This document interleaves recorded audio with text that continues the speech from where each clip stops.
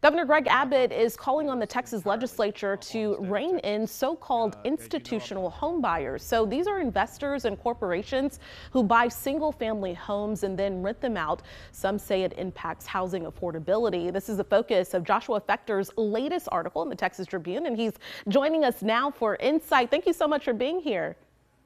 Thanks for having me. Okay, so first, just break down what the governor wants lawmakers to do.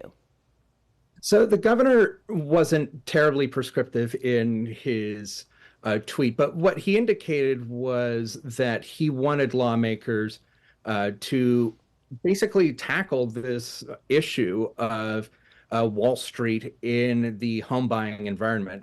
There's a lot of sort of angst about the role that firms like BlackRock and Texas-based Invitation Homes play in the home buying market. There's fears that basically that they're outbidding potential home buyers and thus, making it harder to buy a home. Okay, and Josh, we saw a spike in investor purchasing during the pandemic, though. What are we seeing now in Texas specifically? So we're seeing across the country kind of basically a pullback from investors in the home buying market amid sort of these high interest rates. There was from the John Burns research and consulting firm, they tracked out of Dallas that basically investors' activity peaked in 2022. There were about 40,000 homes that they bought at that time. And by the end of last year, they were at around 20,000 homes. So it's down pretty significantly.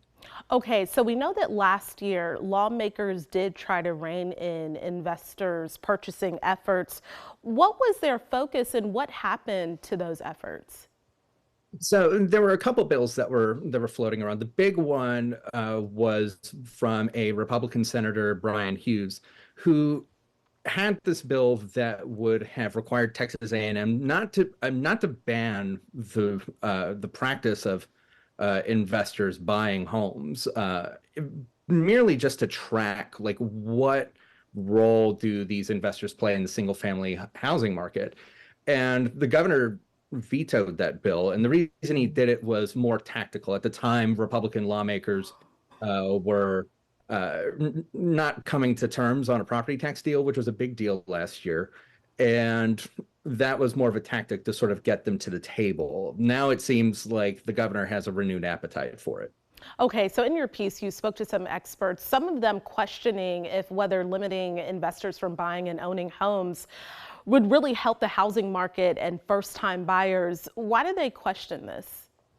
So the reason that they question this is because even though in places like Travis County, where investor activity accounted for about 41% of all home buying in 2021, for example, that's when people really started to notice investor activity was during the pandemic.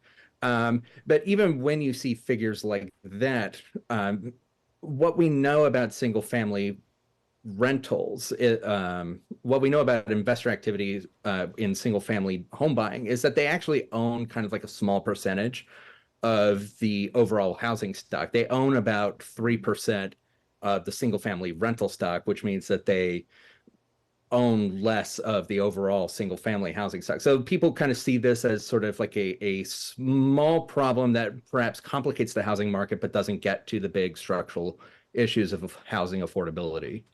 Okay, Joshua Fechter from the Texas Tribune, thank you so much. We'll have your article on our website, kxan.com.